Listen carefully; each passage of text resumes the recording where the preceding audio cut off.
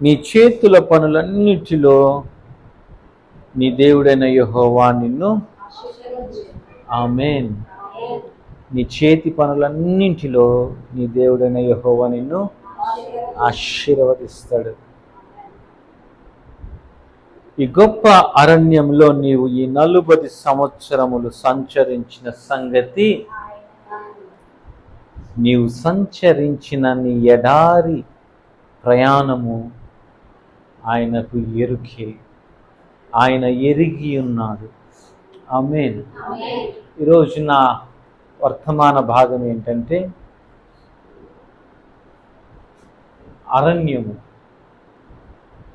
అరణ్య జీవితం. ఇశ్రాయేలీలు విడిపింపబడిన తర్వాత, ఐగుప్తు దేశంలో నుండి బయటకు వచ్చిన తర్వాత కనానులోనికి వాళ్ళు ప్రవేశించడానికి కేవలం ప్రయాణం 14 రోజులు మాత్రమే. గట్టిగా నడిస్తే 14 రోజులు వెళ్ళిపోతారు. కానీ వారు అరణ్యము వైపుకు మరలింపబడ్డారు. వారు ఎటువైపుకు మరలింపబడ్డారు? అరణ్యంలోనికి నడిపింపబడ్డారు. ప్రియమైన దేవుని బిడ్డలారా, నా మాటలు మీకు అర్థమవుతున్నాయి. నేను ఈరోజు స్లోగా చెప్తాను, ఎందుకంటే నేను నిన్న నైట్ యాక్చువల్గా ఎవరైనా అలర్జీ కోసం ట్యాబ్లెట్ వేసుకుంటే నిద్ర వస్తుంది. అది ఆ రోజు రాత్రి వస్తుంది వాళ్ళకి. ట్యాబ్లెట్ వేసుకుంటే ఒక అరగంట గంటలో స్టార్ట్ అయిపోద్ది, బాగా నిద్రపోతారు. నాకేంటో మరుసటి రోజు వచ్చింది నిద్ర, రాత్రి నిద్ర రాదు. నేను రాత్రులు నిద్రపోయి చాలా రోజులు అవుతా ఉంది. రాత్రులు నిద్ర పట్టట్లేదు, నిద్ర రావట్లేదు. కొంతమంది దైవజనులు అలా పడుకుంటే అలా నిద్ర వచ్చేస్తుంది అన్నా అంటే నాకు మళ్ళీ సంతోషం వేస్తుంది. ఎంత కృప ఇచ్చాడు దేవుడు అనిపిస్తుంది. నాకు అసలు నిద్రే రాదు. నాకు ఎంత ప్రయత్నం చేస్తాను నిద్ర రాదు నాకు. 3ంటికి పడుకున్న రాత్రి 5ంటికి లేచేస్తా, 4ంటికి పడుకున్న 5కి లేస్తా, 10కి పడుకున్న 5కే లేస్తా. కాబట్టి కొంచెం డ్రౌజీగా ఉంది. డ్రౌజీ అంటే మత్తుగా ఉంది. ఆ నిద్ర మత్తు అంటారు కదా, అది ఊపుతా ఉందన్నమాట. ఆ ట్యాబ్లెట్లు ఇప్పుడు స్టార్ట్ అయినట్లు. అందుకే 2 సార్లు మొహం కడుక్కున్నా, అయినా కానీ ఇంకా. కాబట్టి నిదానంగా చెప్తాను. కాబట్టి నాకు నిద్రమప్పు ఉందని మీరు నిద్రపోకండి, ఓకేనా? నేను నిద్రపోవట్లేదు, మత్తుగా ఉంది అంతే, నాకేం నిద్ర రావట్లేదు. ఓకే. సో ప్రియమైన దేవుని బిడ్డలారా, కొన్ని మైక్ తీసుకోనా? చిన్న పర్లేదా? వినిపిస్తుందా? ఐగుప్తు దేశంలో నుండి విడిపింపబడిన తర్వాత వాళ్ళు అరణ్యంలోనికి నడిపింపబడ్డారు. చాలాసార్లు మనం విశ్వాసులం కూడా మనం ఏమనుకుంటామంటే, దేవుడు మనల్ని విడుదల చేసిన తర్వాత, విడుదల కలిగిన తర్వాత నెక్స్ట్ ఏం రావాలనుకుంటాము? దీవెన రావాలి అనుకుంటాం. నెక్స్ట్ ఏం రావాలనుకుంటాం? ఆశీర్వాదం రావాలి. లేదంటే అంతే కదా, ఒక వ్యక్తిని జైల్లో నుండి విడిపించిన తర్వాత వెంటనే వాడు ఎక్కడికి వెళ్తాడు? చక్కగా ఇంటికి వెళ్ళి చక్కగా వాడికి ఇష్టమైన రొయ్యల కూర, పీతలు, చికెన్ బిర్యానీను, అవునా, వాడికి ఇష్టమైంది తిని చక్కగా, అబ్బా ఇంకా నాకు జైలు జీవితం లేదని వాడు చక్కగా మంచిగా ఏసీ వేసుకొని రూమ్లో పడుకోడా ఫ్రీగా, అవునా కాదు? మరి ఇశ్రాయేలీలు కూడా 430 సంవత్సరముల బానిసత్వం తర్వాత, వాళ్ళు విడిపింపబడిన తర్వాత వాళ్ళు ఏమనుకున్నారంటే, పాలు తేనెలు ప్రవహించే దేశంలోనికి మనం వెళ్తాం కదా, పాలు తేనెలు ప్రవహించే దేశానికి వెళ్తాం, అక్కడ మనం కట్టని ఇల్లు, నాటుని తోటలు, అవునా, అసలు ఎంత బాగుంటుందో కదా లైఫ్ అనుకొని అందరూ బయలుదేరారు. కానీ తీరా చూస్తే 1 రోజు కాదు, 2 రోజులు కాదు, 3 రోజులు కాదు, వారం కాదు, 2 వారాలు కాదు, ప్రయాణం చేస్తూనే ఉన్నారు. సుమారుగా 40 సంవత్సరములు వాళ్ళు ఎక్కడున్నారండి? అరణ్యంలో ఉన్నారు. అరణ్యంలోనికి ఎందుకని వాళ్ళు నడిపింపబడ్డారు అంటే, ఒకసారి పేతురు రాసిన మొదటి పత్రిక 1వ అధ్యాయము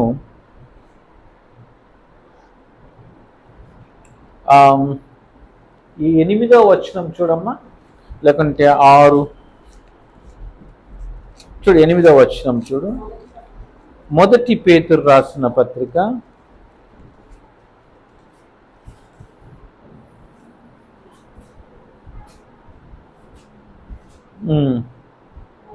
7వ వచనం చూడు. మీకు తెలుగులో ఎన్నో వచనంలో ఉంది? మొదటి అధ్యాయము తెలుగులో 6వ వచనము 7వ వచనంలో చూడు.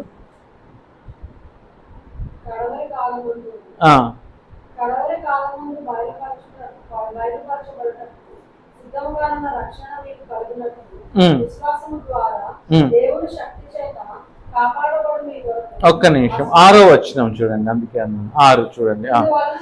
ఇందువలన మీరు మిక్కిలి ఆనందించుచున్నారు కానీ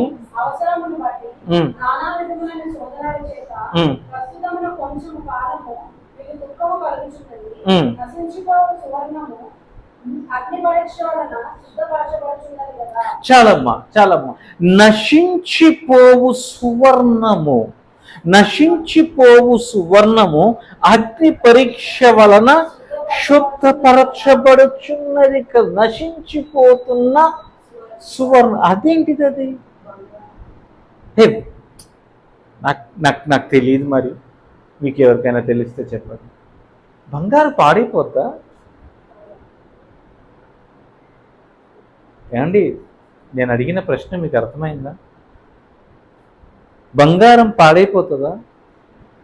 చాలామంది ఇళ్లలో వాళ్ళ అమ్మమ్మ ముత్తమ్మమ్మల దగ్గర నుండి వస్తున్న బంగారులు ఉంటాయి కదా, పాడైపోయిందా మీ బంగారం ఏమైనా? అంటే బంగారు రేట్లు తగ్గుతున్నాయంట, మళ్ళీ తెగ కొనేసారు అందరూ. బంగారు పెరిగిపోతుంది, ఇంకా పెరుగుద్ది అని. అలా దాని విలువ పడిపోదు, కొన్ని రోజులే మళ్ళీ పెరిగిద్ది. బంగారుకు విలువ తగ్గడం అనేది ఉండదు. నాకు భలే ఆశ్చర్యం అనిపించింది ఈ వాక్యం చదివితే. నశించిపోవచ్చున్న సువర్ణము అంటే ఏంటి? బంగారమే కదా. బంగారం నశించిపోతుందంట, అంటే పాత పడిపోతుంది బంగారం.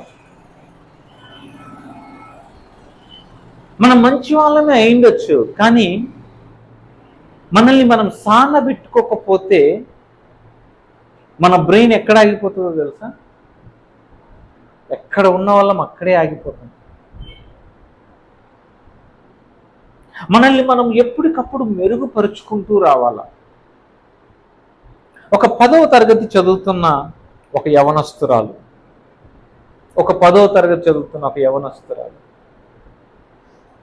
దారిలో వెళ్తా ఉందంట. అమ్మ జాగ్రత్తగా వినండి.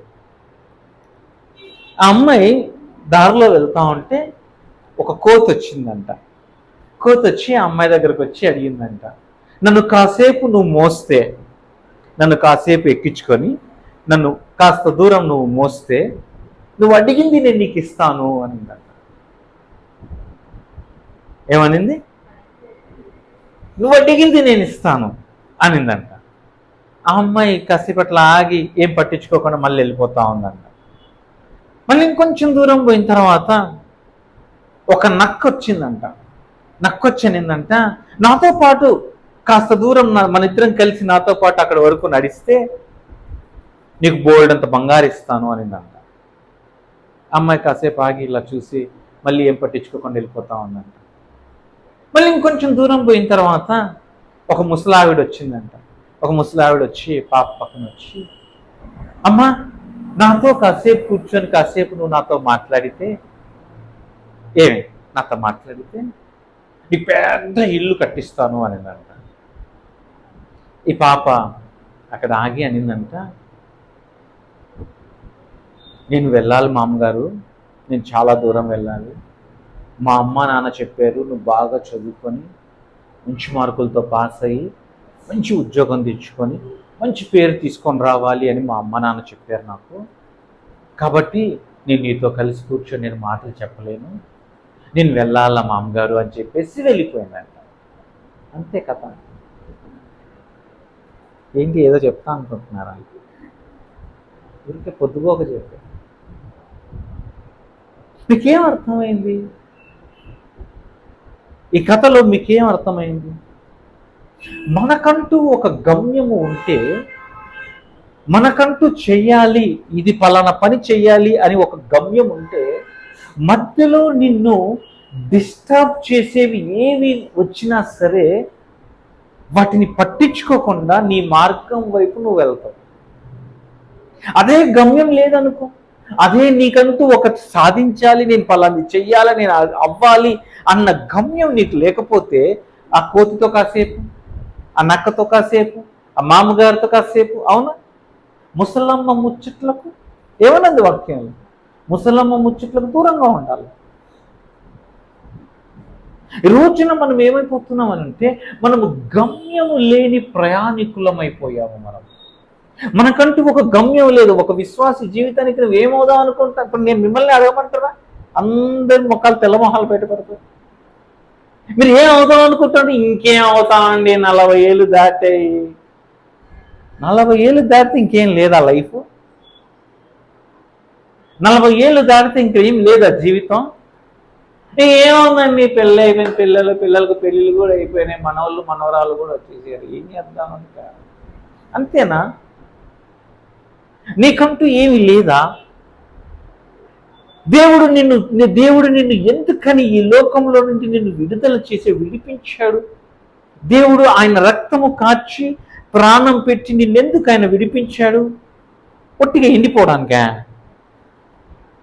నీకంటూ ఒక గమ్యం ఉండాలి కదా. కానీ మనం ఏమైపోతున్నామంటే, ఈ ప్రయాణంలో ఏమైనా డిస్ట్రాక్ట్ అయిపోతూ ఉన్నాము. అంటే మనల్ని ఎవరో ఒకరు వచ్చి ఏదో ఒక మాట అనగానే ఇంక అక్కడ ఆగిపోయి అక్కడ కూర్చొని కాసేపు ఏడ్చి తిట్టుకొని, వాళ్ళని తిట్టి వీళ్ళని తిట్టి, అవసరమైతే మన తాత ముత్తాతల దగ్గర ఉండి తిట్టుకుంటా, ఆడు సరిగ్గా ఉండి తింటే నాకు ఈ పరిస్థితి వచ్చేది కాదు, అంతేనా? సో ఏంటంటే, అవన్నీ మనల్ని ఏం చేస్తూ ఉంటాయంటే, మన గమ్యము వైపుకు మనల్ని వెళ్ళనివ్వకుండా మనల్ని అడ్డగిస్తూ ఉంటాయి, ఆపేస్తూ ఉంటాయి. సో ఇశ్రాయేలీల్ని ఎందుకని ఆ అరణ్యంలోకి తీసుకొని వచ్చాడు అనంటే, వారు నశించిపోయే స్థితిలో ఉన్నారు, వాళ్ళు నశించిపోయే పరిస్థితుల్లో ఉన్నారు. మీకు అర్థం అవ్వలేదు నేను చెప్పింది. ఎందుకని అంటే చెప్తాను, జాగ్రత్తగా వినండమ్మా. ఇశ్రాయేలీలు 430 సంవత్సరములు ఎక్కడ బతికారు?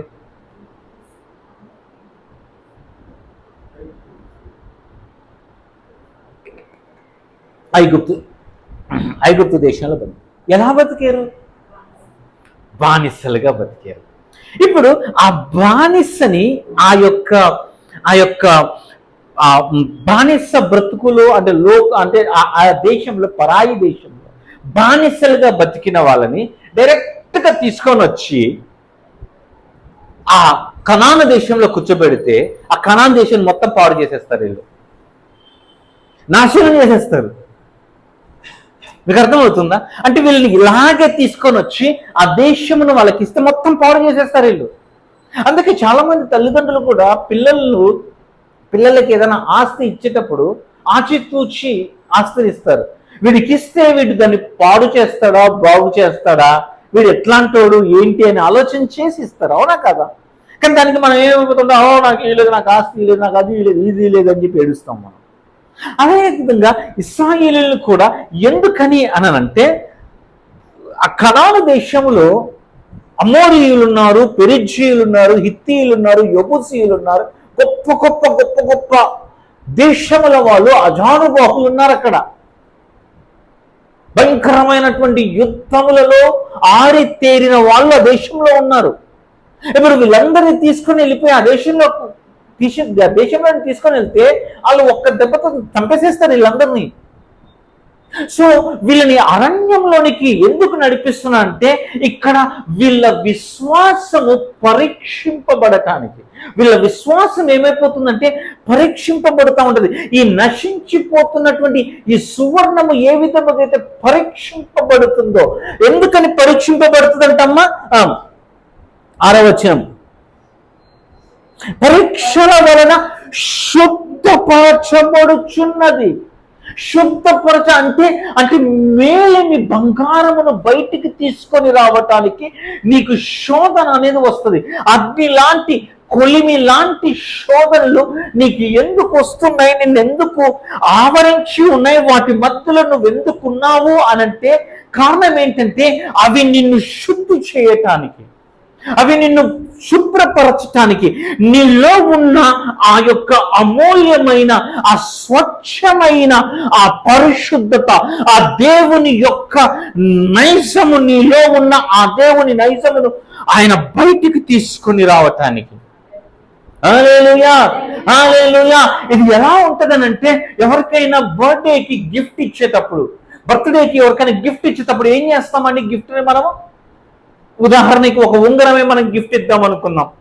ఎవరికైనా మనకు బాగా కావాల్సిన వాళ్ళకి ఒక ఉంగరం గిఫ్ట్ ఇవ్వాలనుకుంటే మనం ఏం చేస్తాం? ఆ ఉంగరంలో ఒక బాక్స్ లో పెడతాం, ఆ బాక్స్ ని ఇంకొక బాక్స్ తో కవర్ చేస్తాం, ఆ తర్వాత దాన్ని ఒక పెద్ద డబ్బాలో పెట్టి దాన్ని ఇంకొన్ని కలర్ పేపర్లతో పెట్టి దాన్ని మంచిగా ట్యాగ్ చేసి టై చేసి దానికి ఒక స్టిక్కర్ అతికిచ్చి తీసుకెళ్ళి ఇస్తాం. ఎందుకని?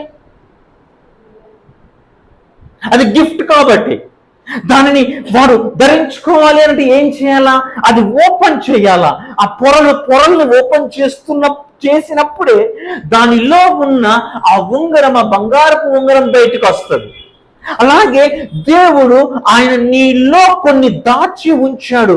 ఆయన ఏమన్నాడంటే ఈ మంచి ఘటములో తన మహిమైశ్వర్యమును ఉంచాడంట. ఎవరి మహిమైశ్వర్యమును? ఆయన మహిమైశ్వర్యమును ఎవరిలో ఉంచాడు? నీలో ఉంచాడు.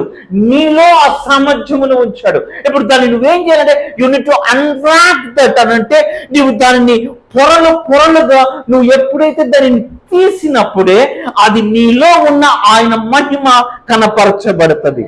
హల్లెలూయా, హల్లెలూయా. అందుకనే ఇప్పుడు మనకు ఇచ్చిన గిఫ్ట్ మనం ఎట్లాగైతే చింపి తీస్తామో మనలో ఉన్న ఆ స్వచ్ఛతని, ఆ పరిశుద్ధతని, ఆ మహిమని, ఆ దేవుని మహిమ ఎట్లా బయటపడుతుందనంటే మన చుట్టూ అగ్ని చేత దహింపబడినప్పుడు, మనము అగ్ని చేత దహించబడుతూ ఉన్నప్పుడు.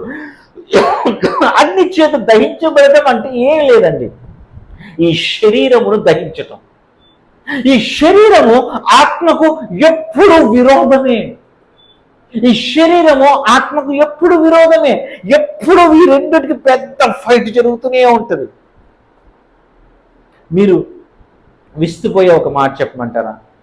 మనం ఏమనుకుంటామంటే మనకి పరిస్థితి తీసుకొని రావటానికి, పరిస్థితి రావటానికి, కానీ వీటన్నింటికి పెద్ద కారణం ఎవడంటే సాతానుడు అనుకుంటా ఉంటాం.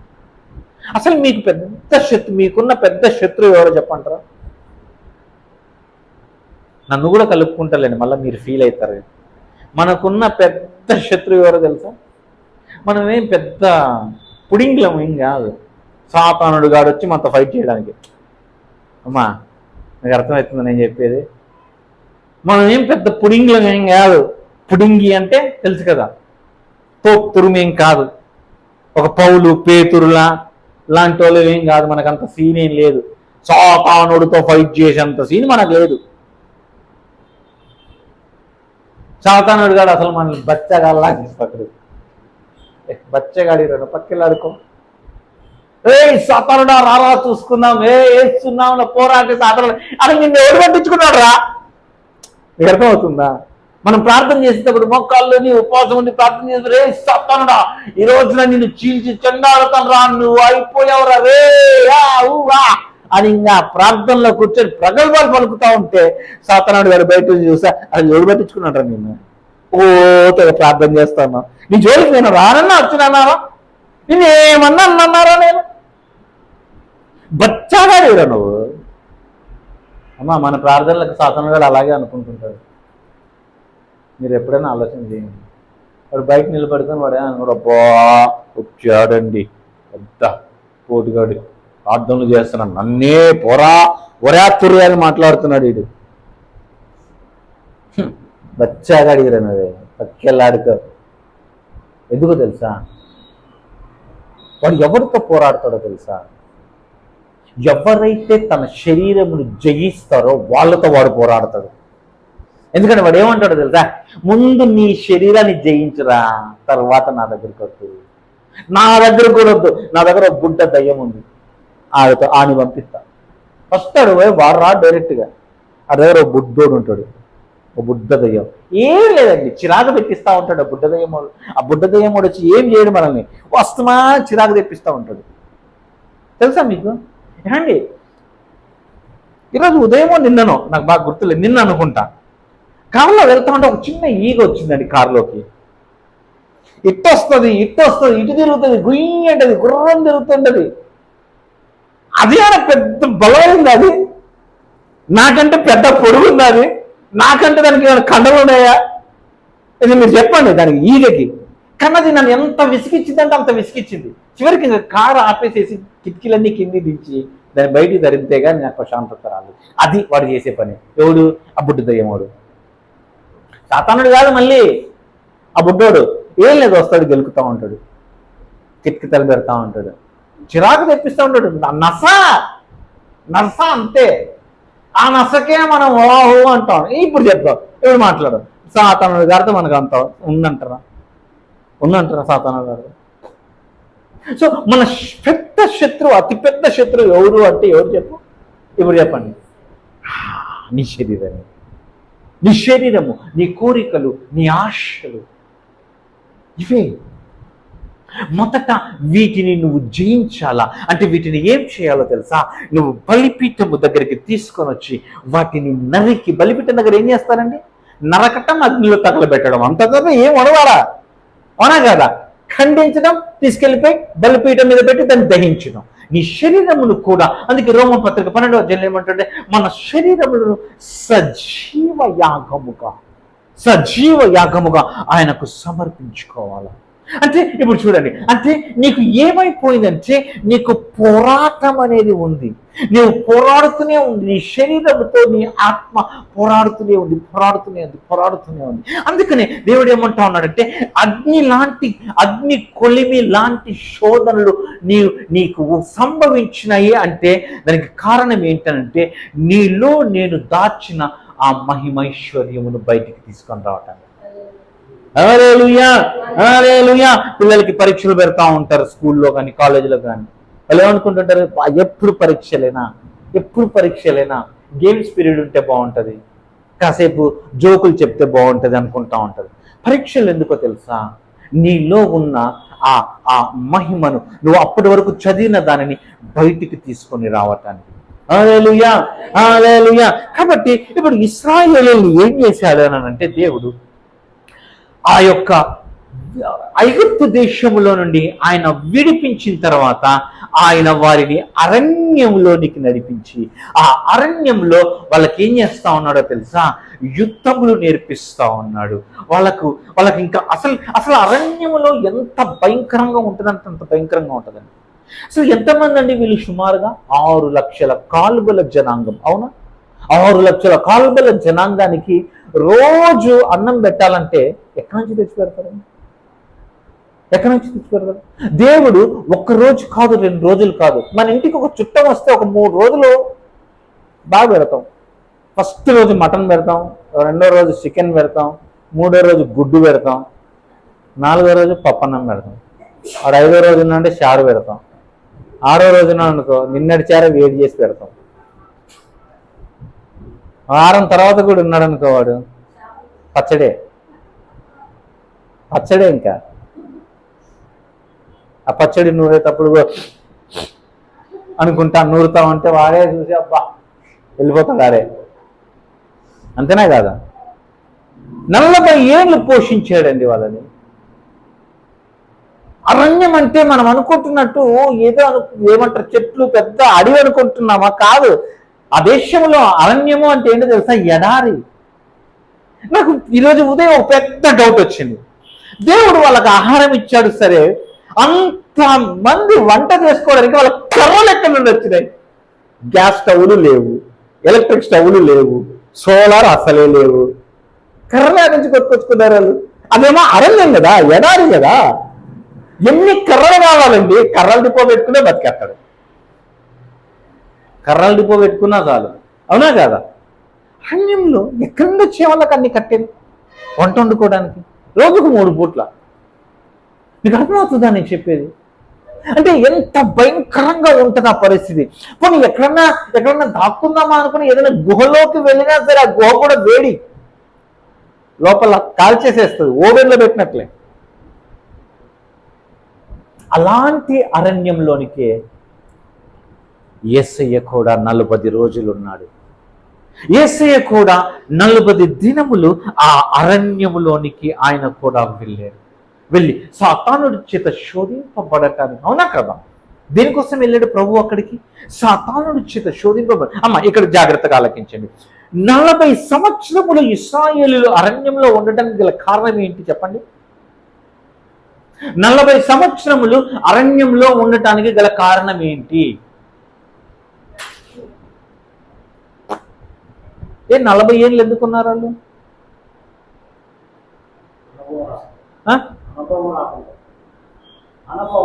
అనుభవం.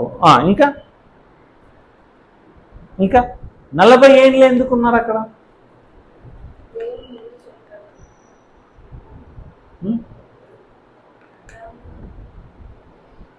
అబ్రహాంతో చెప్పాడా? ఏం చెప్పాడు? 40 ఏళ్ళు ఎందుకమ్మా వాళ్ళు అరణ్యంలో ఉన్నారు తెలీదా ఎవరికి? విశ్వాసంలో పరీక్షింపబడటానికి. ఓకే, ఇంకా ఏంటి అసలు? ఏంటి కారణం? ఏంటి మీకు ఎవరికి గుర్తు రావట్లేదా? వస్తుంది కానీ రావట్లేదు. ఇక్కడ రాకొచ్చిందన్నా, ఆ తర్వాత రావట్లేదా? మరి సాతరాడు పట్టి పిసికేస్తున్నాడు మరి గొంతు కక్కనివ్వకుండా వచ్చి పట్టుకున్నట్టు గొంతు. ఏమంటే వాళ్ళు 40 రోజులు కనాను దేశమును వేగు చూడ్డానికి వెళ్ళి వచ్చి ఏమన్నారు వాళ్ళు?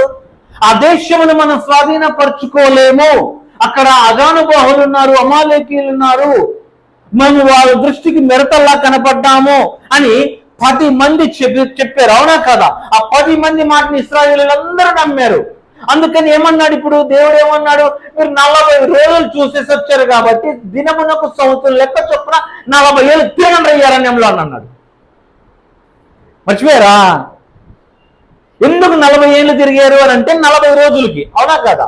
అంటే వాళ్ళు 40 రోజులు చూసొచ్చింది ఒక రోజుకి 1 సంవత్సరం చొప్పున పొడిగిస్తే యేసయ్య అదే 40 సంవత్సరములు దాన్ని 40 రోజులు అరణ్యంలోనికి వెళ్ళిపోయాడు. ఈయన కూడా 40 రోజులు అరణ్యంలోనికి వెళ్ళిపోయి ఆ కసి, ఆ శాపంను కొట్టివేయటానికి. అంటే ఒక ఫిజికల్ దానిని స్పిరిచువల్ గా ఎట్లాగైతే బ్యాటిల్ ఉంటుందో, అంటే ఒక సహజ పరిధిలో పోరాడే పోరాటముకు ఒక ఆత్మ పరిధిలో పోరాడే పోరాటము తగ్గించేసేస్తుంది దాని యొక్క దాన్ని ఏమంటారు పీరియడ్ని. సంవత్సరం రోజు చూడండి, దినమును సంవత్సరమునకు పెంచింది శరీరం. ఇప్పుడు ఆత్మ పరిధిలో ఏం చేస్తుందంటే అంటే నువ్వు సంవత్సరం రోజులు కష్టపడి పని చేస్తే నీకు దేవుడు 1 రోజే జీతం ఇచ్చేస్తాడు. మీకు బాగా అర్థం అవ్వాలంటే చెప్తానమ్మా, మీ భాషలో చెప్పాలంటే సంవత్సరం రోజులు పని చేస్తే ఎంత వస్తుందండి? ఈ మధ్య కాలంలో ఉద్యోగస్తులకి ప్యాకేజ్ అంటా ఉన్నారు. అవునా? ప్యాకేజ్ అంటారు. అంటే అర్థం ఏంటంటే సంవత్సరానికి నీకు ఇంత జీతము. ఉదాహరణకి నెలకు 1,00,000 రూపాయలు అనుకుందాం. 12 నెలలకు ఎంత? 12 లక్షలు. సంవత్సరానికి 12 లక్షలు. ఇప్పుడు దేవుడు ఏమంటా ఉన్నాడంటే సంవత్సరం అంతా నువ్వు పని చేస్తే నీకు 12 లక్షలు వస్తాయి. ఒక రోజులో నేను 12 లక్షలు ఇస్తా అంటున్నాడు. మీకు అర్థమైందని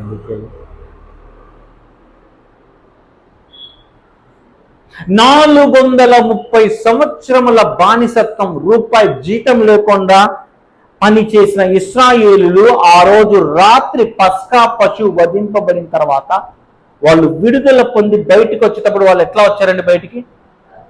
వెండి బంగారములతో బయటకు వచ్చారు. అంటే 430 సంవత్సరముల జీతం దేవుడు 1 రోజులు చెల్లించేసేసాడు. అంటే నీ సంవత్సర కాలము యొక్క ప్రయాసము దేవుని సన్నిధిలో 1 దినం ఏం చేస్తుందంటే దాన్ని అంతటి కొట్టేసేసేస్తుంది. యేసయ్య 40 దినములు అపవాది చేత శోధింపబడటానికి వెళ్ళి ఆయన ఆత్మ పరిధిలో ఆయన శరీరముతో పోరాడుతా ఉన్నాడు. అందుకని ఆయన 40 దినములు అయిపోయిన తర్వాత సాతానుడు వచ్చి ఫస్ట్ శోధన ఏ శోధన అండి? ఫస్ట్ శోధించిన శోధన ఏంటిది? యేసు ప్రభువుని ఈ రాళ్లను రొట్టెలుగా మార్చి పూజించు. నీకు ఆకలేస్తుంది కదా, ఎందుకంటే 40 రోజులు అయిపోయిన తర్వాత యేసయ్యకి ఆకలేస్తా ఉంది. అంటే ఏది శోధింపబడతా ఉంది? నేను ఇందాక చెప్పాను, నీ అతిపెద్ద శత్రువు ఎవరు? నీ శరీరము. నీ శరీరమును నువ్వు జయించాలా. ఈ 40 రోజులు ఆయన ఏం చేస్తా ఉన్నాడంటే అపవాదితో పోరాడి అయిపోయిన తర్వాత 40 దినమున అపవాది వచ్చి యేసయ్యను శోధిస్తూ ఏమంటున్నాడో తెలుసా? ఈ రాళ్లను రొట్టెలుగా మార్చుకొని నువ్వు తిను. ప్రియమైన దేవుని బిడ్డలారా, ఈ రోజున దేవుడు ఏమంటా ఉన్నాడో తెలుసా? నీ ఈ పరీక్షా కాలం ఏదైతే ఉందో ఆ పరీక్షా కాలములో నువ్వు శోధింపబడుతా ఉన్నావు కదా, పరీక్షా కాలం అయిపోయిన తర్వాత దేవుడు ఏం చేస్తాడంటే తెలుసా? నిన్ను ఉత్తీర్ణుణ్ణి చేస్తాడు. అందుకనే ద్వితీయోపదేశ కాండంలోనికి రండమ్మ, మళ్ళీ 2వ అధ్యాయం 7వ వచనంలోనికి.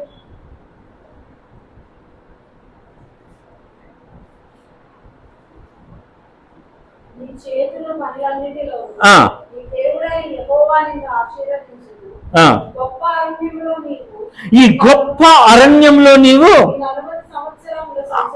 ఈ 40 సంవత్సరములు సంచరించిన సంగతి ఆయన ఎరుగును. చూడమ్మా, నువ్వు వెళ్తున్న ప్రతి పరిస్థితి ఆయనకు తెలుసు. నువ్వేమనుకుంటున్నావు అనంటే ఈ అరణ్యంలో ఉన్నప్పుడు దేవుడు నన్ను వదిలేసాడు. ఈ ఇశ్రాయేలీయులు కూడా అదే బాధంతా. దేవుడు అసలు మాతో ఉన్నాడా? దేవుడు మాతో ఉంటే మేము ఎందుకు ఈ పరిస్థితిలో ఉన్నాం? అరే మాకు తినడానికి కూడా అన్నం లేదే. అరే మాకు ఐగుప్తులో ఉల్లిపాయలు ఉండేవి, ఐగుప్తులో మాకు కీరదోసలు ఉండేవి, కీరకాయలు ఉండేవి, ఇవన్నీ ఉండేవి కదా. అరే ఐగుప్తులో చచ్చిపోతే పాత పెట్టుకొని సమాధులు ఉండేవి. ఇక్కడ మేము ఈ అరణ్యంలో ఏం చేయాలా? మేము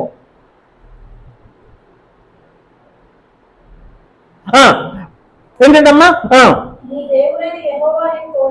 నీ దేవుడైన యెహోవా నీకు తోడై ఉన్నాడు, నీకు ఏమీ తక్కువ కాదు. నీకేమీ తక్కువ కాదు. యాక్చువల్గా ఈ మాటలు ఎవరి గురించి ఎందుకు మాట్లాడుతున్నాడో తెలుసా? ఇక్కడ వాళ్ళు ఏషావు మన్యంలోనికి వచ్చారు. వాళ్ళు ఏషావు నివసించుచున్నటువంటి ఆ ప్రాంతమును దాటి వీళ్ళు కనానులోనికి వెళ్ళాలి. ఆ ప్రాంతం దగ్గరికి వచ్చినప్పుడు ఏమంటున్నాడు అంటే ఆ కాండ మీరు మొదటి వచనం నుండి చూడనమ్మా, మీకు బాగా అర్థమవుతుంది. మరియు యెహోవా నాతో చెప్పినట్లు మనము తిరిగి ఎర్ర సముద్ర మార్గమున అరణ్యములకు ప్రయాణమైపోయి బహుదినములు షేరు మన్యము చుట్టూ తిరిగి తిని షేరు మన్యము ఏంటిదో తెలుసా? ఏషావుకి ఇవ్వబడింది ఇది. తిరిగి తిని అంతటా యెహోవా నాకు ఇలాగ సెలవిచ్చాను.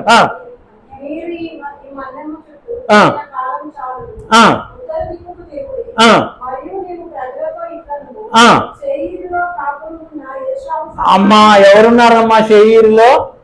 పెద్దన్నయ్య ఉన్నాడు. వీళ్ళకి పెదనాన్న ఉన్నాడు. ఎక్కడున్నాడు పెదనాన్న? షేయిరు మన్యలో పెదనాన్న.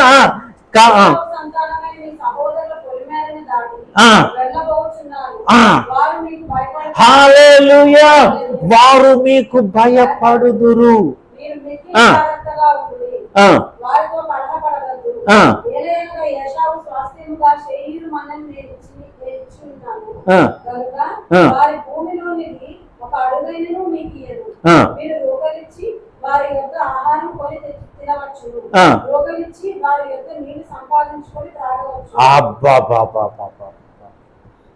మీకు అర్థమవుతుందా?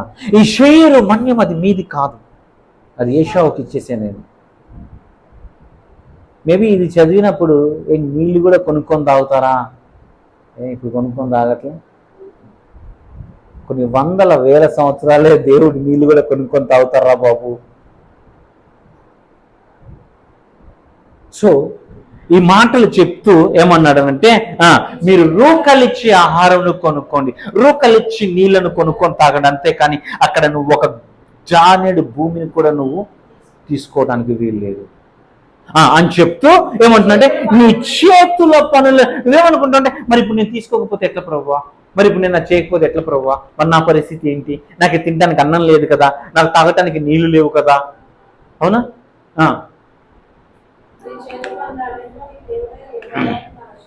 హల్లెలూయా, హల్లెలూయా.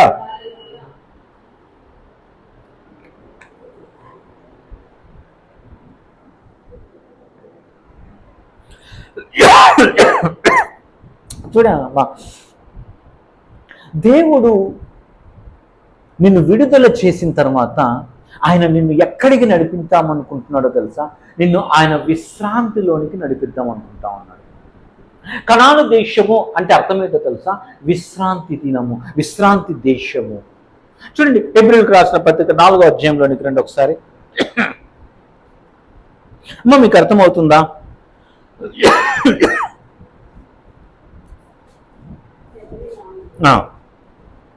మొదటి వచనం నుండి ఆయన యొక్క విశ్రాంతిలో ప్రవేశించి వాగ్దానం ఇంకా నిలిచి ఉండగా మీలో ఎవడైనా ఒకవేళ ఆ వాగ్దానం పొందకుండా తప్పిపోవునేమో అని భయం కలిగి ఉండుము. వారికి ప్రకటింపబడినట్లు మనకు సువార్త ప్రకటింపబడింది, కానీ వారు వినిన వారితో విశ్వాసం గలవారై కలిసి ఉండలేదు కనుక విన్న వాక్యము వారికి నిష్ప్రయోజనమైన దారి. చాలమ్మా, ఇప్పుడు చూడండి ఎవరి గురించి మాట్లాడుతా ఉన్నాడు ఇప్పుడు అపోస్తలుడైన పౌలు? ఈ మాటలు ఎవరి గురించి మాట్లాడుతా ఉన్నాడు? ఇశ్రాయేల్ గురించి. ఎప్పుడున్నటువంటి ఇశ్రాయేల్ గురించి మాట్లాడుతా ఉన్నాడు?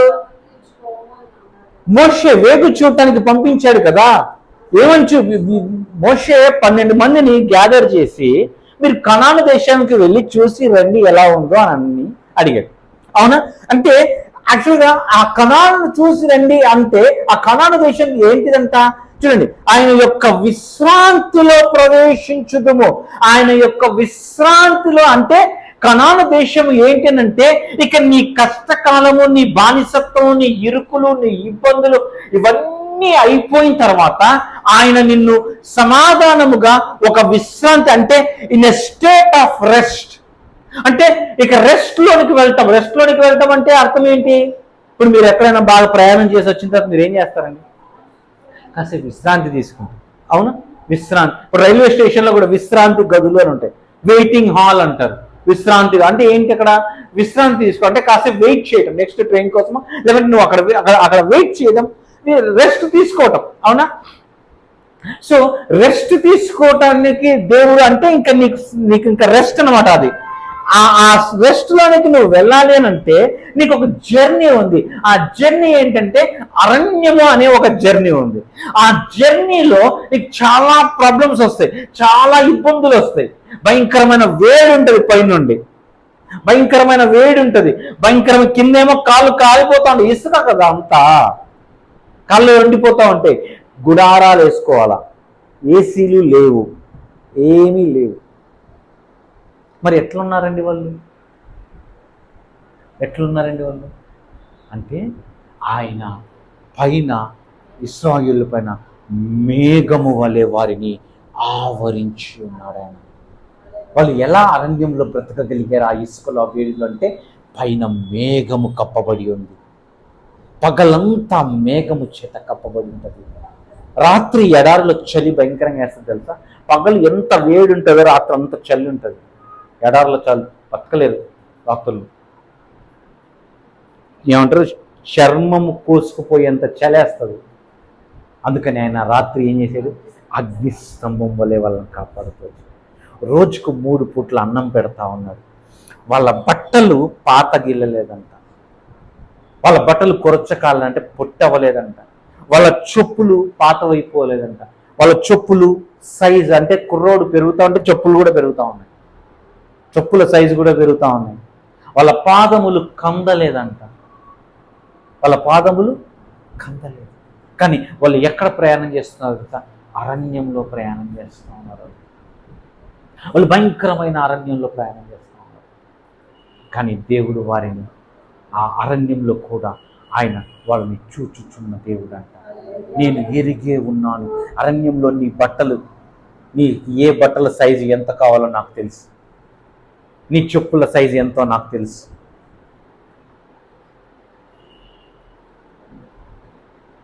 నేను మొదటి ప్రసంగం ఎప్పుడు చేశానో తెలుసా? నేను సేవకు రాక మునుపు నేను మొట్టమొదటి ప్రసంగం నా 16 ఏళ్ళ వయసు అప్పుడు చేశాను. 16 ఏళ్ళు నాకు. ఇంటర్మీడియట్ చదువుతాను అప్పుడే, ఫస్ట్ ఇయర్ అయిపోయి సెకండ్ ఇయర్లోకి వచ్చా.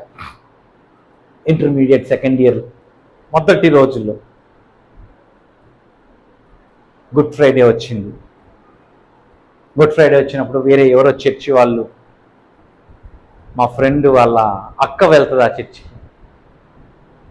వాళ్ళ అక్క ప్రవీణ్ వాక్యం ఏమైనా చెప్తాడేమో అడుగు రవి అని అంటే వాడు వచ్చి అడిగాడు, ప్రవీణ్ వాక్యం ఏమైనా చెప్తావా అని. వాక్యం నేనన్నా పాస్టర్నా? కాదు కదా, ఇంటర్ చదువుతున్నా నేను.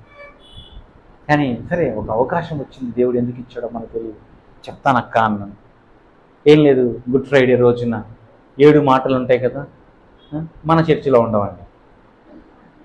మనం అట్లాంటి వాటికి పూర్తి విరుద్ధం. అంటే 7 మాటలు ధ్యానం చేయొద్దని నేను అనట్లేదు. అట్లా అయిపోయింది అవన్నీ ఎల్కేజీలో.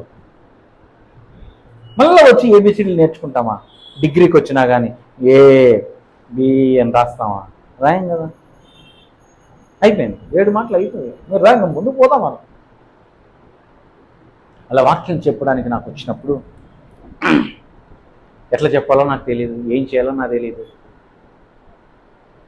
ఎందుకంటే ఏమొచ్చు మనకి కదా. మాకు హంద్రి నది, ఒక నది ఉంది, హంద్రి నది అని ఒక నది ఉంది. అది ఎప్పుడు నీళ్ళు ఉండవు, దాంట్లో నీళ్ళు ఎప్పుడు ఉండవు. రోజు ఉదయాన్నే వెళ్ళి ఆ నదిలో రాళ్ళు ఉంటాయి కదా, నదిలో నీళ్ళు లేకపోతే ఏముంటాయి, అన్ని రాళ్ళు బయట ఉంటాయి. ఆ రాళ్లకు చెప్పేవాడిని వాక్యం, ఆ రాళ్లకు వాక్యం చెప్పేవాడిని. కొన్ని గంటలు గంటలు గంటలు మా పిన్ని అనేది, ఎక్కడికి పోయినావు రా, ఎంతసేపు రా, ఏడిపోయినావు. మాకు ఇప్పటిలాగా సెల్ ఫోన్లు లేవు కదా, ఎదురు చూస్తూ ఉండేది పాపం, అన్నం తింటాడు వచ్చి అని.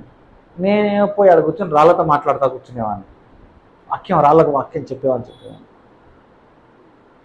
ఆ రోజు నా వాక్యం చెప్పడానికి నేను వచ్చినప్పుడు నాకు ఇచ్చిన టైం ఎంత తెలుసా? 10 నిమిషాలు. ఒక్కొక్కరు 10 నిమిషాలు చెప్పాలి, అంతే కదండి. 7 మాటలు అన్నప్పుడు ఒక్కొక్కరు 10 నిమిషాలు. 10 నిమిషాలు వాక్యం నాకు ఇచ్చారు. కానీ అది ఎంత అయిపోయిందంటే తెలుసా? నాకు తెలియదు, గంట పైన అయిపోయిందంట వాక్యం. అలా ఉండిపోయారు అందరు. చాలా చిన్న సంఘం, కానీ అలా ఉండిపోయారు వాక్యం. నా మొదటి ప్రసంగంలో నేను చెప్పిన మాట వాళ్ళు ఏడటం స్టార్ట్ చేశారు. నా మొదటి ప్రసంగానికి నేను చాలామందిని ఏడిపించేసేసాను. ఏడుస్తా ఉన్నా, ఇట్లా కళ్ళు తెచ్చుకుంటున్నారు, ఇట్లా కారిపోతా ఉన్నాయి నీళ్ళు. వాక్యం అంతా అయిపోయిన తర్వాత వాళ్ళు ప్రార్థన చేయించుకోవడానికి వచ్చినప్పుడు ఇట్లా చూస్తే ఇదంతా తెల్ల సారలు, నీళ్ళు ఉప్పు ఉంటాయి కదా.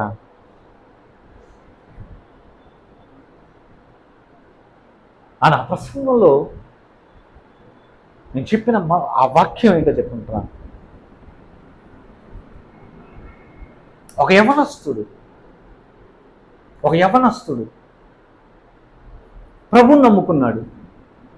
దేవుణ్ణి నమ్ముకున్న తర్వాత దేవునితో కలిసి సహవాసం చేస్తూ ఉన్నాడు. దేవునితో మాట్లాడుతూ ఉన్నాడు, యేసయ్యతో మాట్లాడుతూ ఉన్నాడు, యేసయ్య అతనితో మాట్లాడుతూ ఉన్నాడు. ఇద్దరు మంచి ఫ్రెండ్షిప్, బాగా జాన్ జిగిరి దోస్తులు అయిపోయారు. యేసయ్య కుర్రాడు ఇద్దరు బాగా మాట్లాడుకుంటా ఉన్నారు. వాళ్ళిద్దరు కలిసి ప్రయాణం అయిపోతూ ఉన్నారు. ఎక్కడికో ఒక ఎడారిలో పోతా ఉన్నారు. ఎడారిలో పోతా ఉంటే ఎడారిలో నడుచుకుంటూ పోతా ఉన్నారు. ఇద్దరు వ్యక్తులు ఎడారిలో నడుచుకుంటూ పోతా ఉంటే వెనకలు ఎన్ని అచ్చులు పడతాయండి? కాళ్ళ అచ్చులు పడతాయా, పడవా? ఎన్ని అచ్చులు పడతాయి? 4 అచ్చులు. అవునా? యేసయ్య 2 అడుగులు, ఈ కుర్రాడివి 2 అడుగులు. అవునా? వాళ్ళిద్దరు అలా కలిసి కూర్చొని కలిసి మాట్లాడుకుంటా నవ్వుకుంటా యేసయ్యతో కలిసి చక్కగా ఫ్రెండ్షిప్ చేసుకుంటా ఇద్దరు కలిసి వెళ్తూ ఉన్నారంట. కొంచెం దూరం వెళ్ళగానే అక్కడ అంత భయంకరమైన ముళ్ళ తుప్పలు, ముళ్ళ పొదలు, ముళ్ళ కంచెలు వచ్చేసాయి అన్నమాట. ఇప్పుడు ఏంటంటే ఈ ముళ్ళను దాటుకొని అవతలికి వెళ్ళాలి. ఇప్పుడు ముళ్ళను తీసేసుకుంటూ వెళ్దామంటే అంత లేదు, ఎంత కన్ని చూపు మేర కనబడతానే ఉన్నాయి ముళ్ళు, కానీ అవి దాటుకొనే వెళ్ళాలా. ఆ యవనస్తుడు ఆ ముళ్ళను చూసిన తర్వాత ఇట్లా పక్కకి వెళ్ళి చూస్తే యేసయ్య లేడు. ఆ ముళ్ళను చూసిన తర్వాత ఇట్లా పక్కన చూస్తే యేసయ్య లేడు. ఇక ఏం చేయాలో తెలియలేదు. ఇప్పుడేమో అవతలికి వెళ్ళాలా, చూస్తే యేసయ్య లేడు.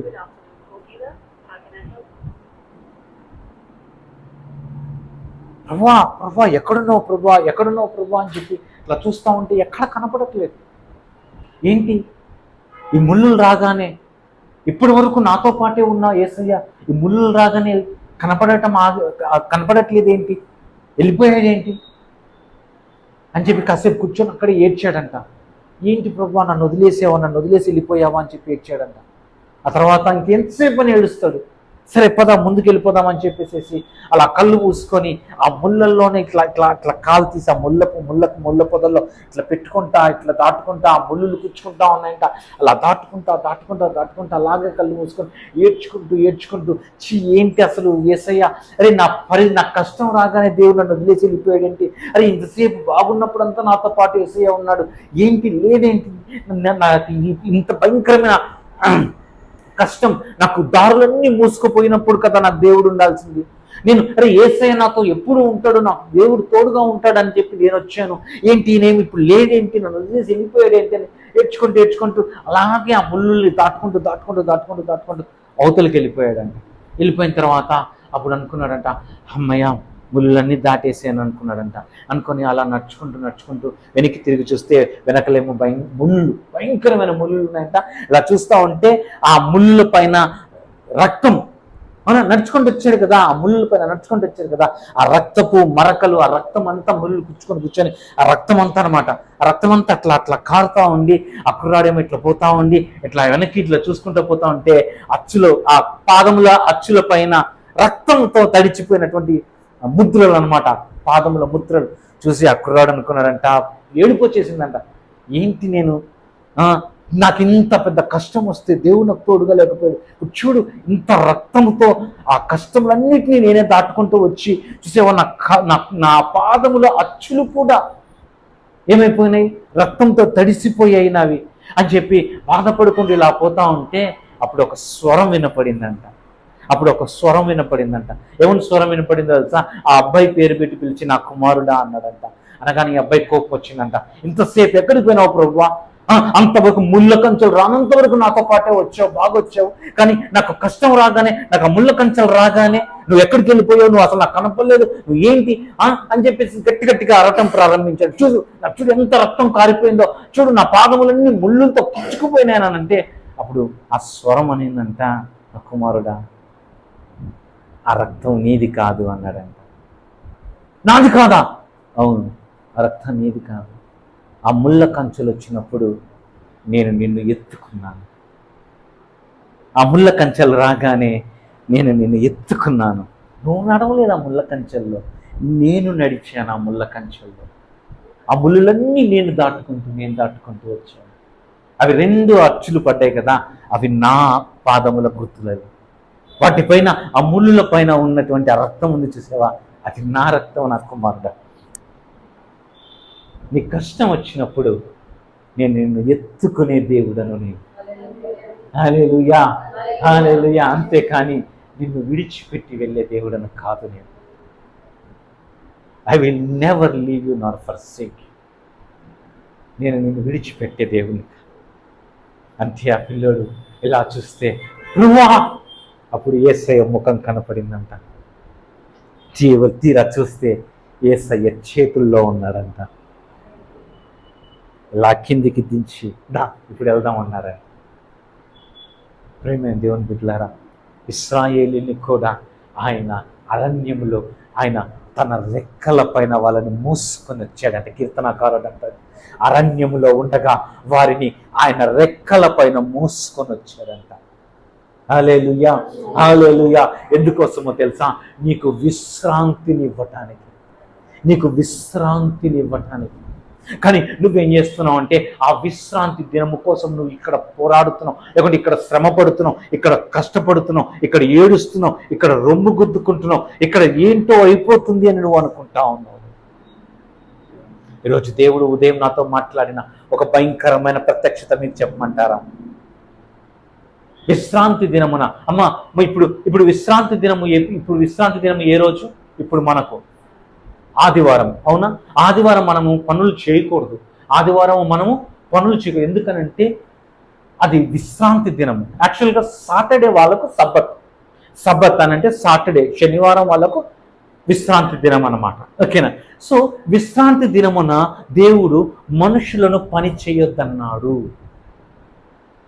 విశ్రాంతి దినమున, జాగ్రత్తగా వినండి, విశ్రాంతి దినమున మనుషులను పని చేయొద్దన్నాడు. ఎందుకో తెలుసా? విశ్రాంతి దినమున ఎందుకు పని చేయొద్దన్నారు? చివరికి మన్నా కూడా దొరకదు. మన్నా ఏరుకోవడానికి కూడా పోకూడదు, ఉండదు, పొయ్యిలో ఉండదు, దొరకదు. అవునా? 6 రోజులే మన్నా, 7వ రోజు మన్నా ఉండదు.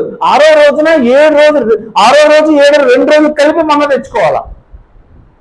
నువ్వు 7వ రోజున విశ్రాంతి దినం శనివారం పొద్దున్నే పోయి మన్నా తెచ్చుకున్నావు అనుకుంటే నీకు మన్నా ఉండదు ఆడ బయట.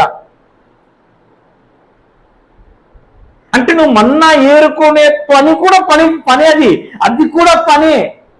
ఆ పని కూడా చేయకూడదు నువ్వు. ఎందుకో తెలుసా? ఆ విశ్రాంతి దినమున నువ్వు పని చేయొద్దు అని దేవుడు ఎందుకన్నాడో తెలుసా? ఆయన చేద్దామని. చాలా సింపుల్గా అనిపించింది కదా. యేసు ప్రభువు 3.5 సంవత్సరముల పరిచర్యలో, ఆయన 3.5 సంవత్సరములు పరిచర్య చేశాడు కదా. ఆయన పరిచర్య చేసినప్పుడు ఆయన 7 మిరాకిల్స్ సబ్బత్ రోజే చేశాడు. విశ్రాంతి దినమునే ఆయన 7 అద్భుతాలు చేశాడు. అవునా కాదా? కాదు. చాలా మంది అక్కడ ఉన్నవాళ్ళు, ఈ దయ్యాలను వెలగొడుతున్నావు కదా, అసలు విశ్రాంతి దినం దయ్యాన్ని వెలగొట్టకూడదు తెలుసా? ఈ కుంటని నువ్వు నన్ను కాళ్ళు తెప్పించి నడిచేలా చేసావు, విశ్రాంతి దినం అట్లాంటి చేయకూడదు, నీకు తెలీదా? ఈ గుట్టోడికి కళ్ళు ఇచ్చావు. అవునా? ఏ రోజు జరిగిందండి? విశ్రాంతి దినం రోజే కదా. 7 మిరాకిల్స్ అండి, 7 మిరాకిల్స్. యేసయ్య ఎక్కడ చేశాడు? 7 చేశాడు. అది కూడా 7 మళ్ళీ. ఎప్పుడు చేశాడు? విశ్రాంతి దినం అనేది. అంటే దాని అర్థం ఏంటో తెలుసా? దేవుడు ఉదయం నాతో మాట్లాడుతున్నా తెలుసా? నువ్వు రెస్ట్ తీసుకుంటే నేను పని చేస్తా అంటున్నాడు ఆయన. నువ్వు పని చేస్తా కూర్చుంటే నేను రెస్ట్ తీసుకుంటా. నువ్వు రెస్ట్ తీసుకో, ఆ రోజున నేను చూసుకుంటా. అనారోగ్యం ఉందా? ఏ రోజు పేతురు వాళ్ళ అత్తని బాగు చేసింది జ్వరంతో ఉన్నప్పుడు? విశ్రాంతి రోజు కాదా? దేవుడు మనకు విశ్రాంతిని ఇద్దాం అనుకుంటా ఉన్నాడు. కానీ ఈ అరణ్యములో, ఈ కష్టాల్లో, ఈ ఇరుకుల్లో, ఈ ఇబ్బందుల్లో ఇవన్నీ వచ్చినప్పుడు మనం ఏమైపోతా ఉన్నామనంటే మనము కృంగిపోతా ఉన్నాం. ఆ కుర్రవాడు కూడా యేసయ్య ఇంకా నాతో లేడు, యేసయ్య నన్ను అన్న ఒక నెగిటివ్ లోనికి, అంటే ఒక డిప్రెషన్ లోనికి, ఒక స్ట్రెస్ లోకి వెళ్ళగానే యేసయ్య కూడా కనపడడం, ఆయనకి ఉన్నది యేసయ్య చేతుల్లోనే, కానీ యేసయ్య కూడా కనపడట్లేదు. అంటే నువ్వు స్ట్రెస్ తీసుకునే కొద్దీ, నువ్వు అంటే స్ట్రెస్ని ఏమంటారు తెలుగులో? ఒత్తిడి. నువ్వు ఒత్తిడి తీసుకునే కొద్దీ దేవుడు నీకు దూరం అయిపోతా ఉంటాడు. అది దూరం అయిపోవడం అని అంటే ఆయన దూరం అయ్యాడని కాదు, ఆయన మచ్చగా పారిపోతా ఉంటాడు. అంటే ఎట్లా ఉంటుందంటే, అమ్మ నీకు కష్టం వచ్చినప్పుడు, నేను సింపుల్గా చెప్తాను, నీకు కష్టం వచ్చినప్పుడు నువ్వు ఏడవమాక, నీకు బాధ వచ్చినప్పుడు అన్న అదేంటి, నాకు కష్టం వచ్చినప్పుడు బాధ వచ్చినప్పుడు ఏడవకండి ఎట్లా? అమ్మా నేను అదే చెప్తున్నా, నువ్వు ఏడిస్తే నీ కళ్ళన్నీ కన్నీటితో నిండిపోయినప్పుడు నీ చూపు బ్లర్ అయిపోతుంది. అవునా కదా? ఎప్పుడైనా ఏడ్చారండి? ఏడ్చినప్పుడు కంట్లో నీళ్ళు వచ్చినప్పుడు ఎదుటి వ్యక్తి ఎట్లా కనపడతాడు? భలే నీట్గా కనపడతాడు కదా. ఎట్లా కనపడతాడు? మసక అంతే సేమ్ నీ మనోనేత్రములకు కూడా దుఃఖమును నువ్వు ఇట్లా కవర్ చేసుకుంటే నీకు విజన్ ఉండదు.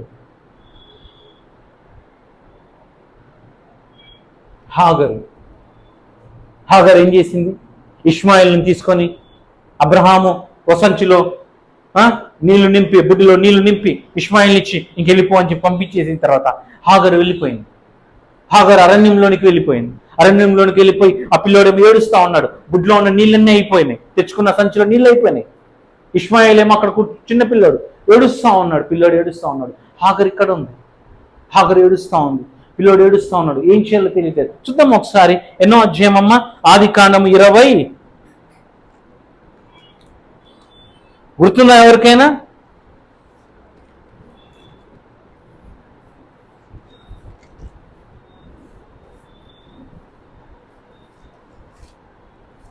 ఇరవైనా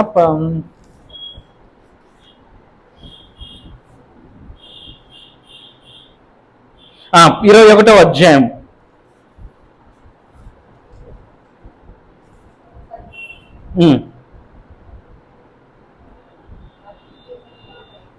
15వ వచనం నుండి చూడండి అమ్మా. ఆ తిత్తిలో నీళ్లు అయిపోయిన తరువాత ఆమె ఒక పొడపిల్ల ఆ చిన్నవాడిని పడవేసి, ఈ పిల్లవాడిని చావు నేను చూడలేనని అనుకుని ఇంటి రేత దూరం వెళ్ళి అతనికి ఎదురుగా కూర్చున్నాను. ఆమె ఎదురుగా కూర్చుని వెలుగెత్తి ఏడ్చింది. దేవుడు ఆ చిన్నవాడిని మొరను వినను. అక్కడ దేవుని దూత ఆకాశం నుండి హాగరును పిలిచి, హాగరు, నీకేమి వచ్చినది, భయపడకు. ఆ చిన్నవాడు ఉన్న చోట దేవుడు వారి స్వరము విని ఉన్నాడు. నీవు లేచి ఆ చిన్నవాడిని లేవనెత్తి నీ చేత పట్టుకోను, వారిని గొప్ప జనంగా చేసేదని ఆమెతో అన్నది. మరియు దేవుడు ఆమె కన్నులు తెరిచినందున ఆమె నీళ్ళ ఊట చూసి వెళ్ళి ఆ తిత్తిన నీళ్ళతో నింపి చిన్నవాడికి త్రాగవచ్చు. ఏంటంటమ్మా, ఏడుస్తున్నంత వరకు ఆమెకి పక్కనే ఉందంట నీటి ఊట, కానీ కనబడట్లేదు. దేనికోసం ఏడుస్తా ఉంది? నీళ్ళ కోసం ఏడుస్తా ఉంది. నీళ్ళు అయిపోయినాయి, ఆ బుడ్డోడు ఏడుస్తా ఉన్నాడు, ఇష్మాయిల్ ఏడుస్తా ఉన్నాడు. ఇక్కడ ఏం చేయాలో తెలియట్లేదు హాగర్కి, పాపము. అవునా కదా, భర్త తరిమేశాడు బయటికి. ఇప్పుడు ఆ పిల్లని ఏం చేయాలో తెలియట్లేదు, నీళ్ళు అయిపోయినాయి, వాడు ఏడుస్తా ఉన్నాడు. కొంత దూరం వెళ్ళిపోయి అక్కడ కూర్చొని ఏడుస్తా ఉందంట. దేవుని దూత వచ్చిన తర్వాత ఇతన్ని కూడా నేను ఒక గొప్ప జనాంగంగా చేస్తానని చెప్పి ఆ తర్వాత ఆమె కళ్ళు తెరవగానే,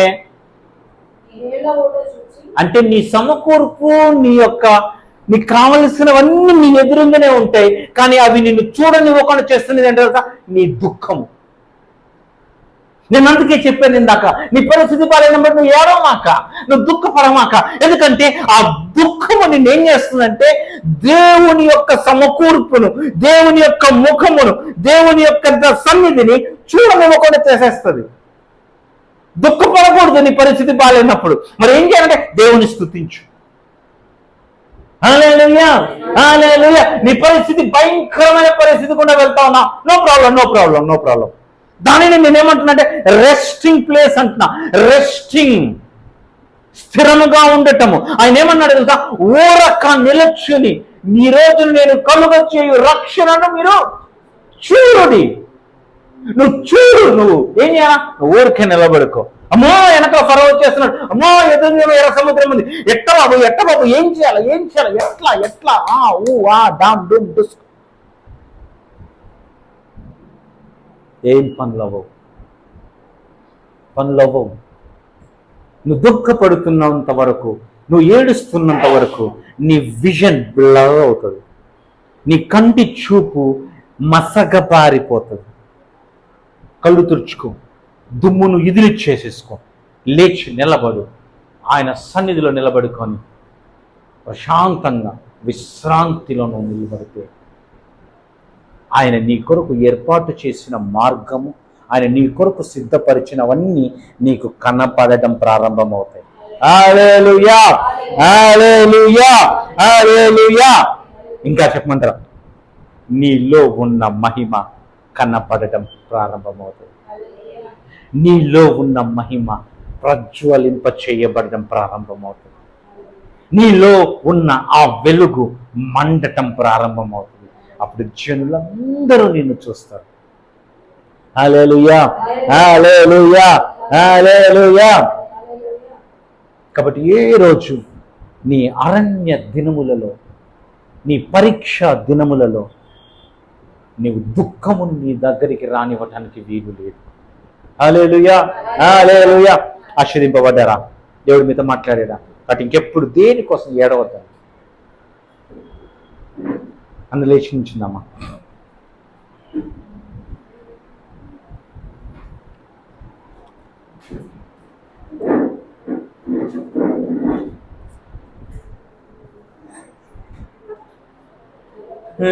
హస్తపు నీడకు పరుగెత్తగా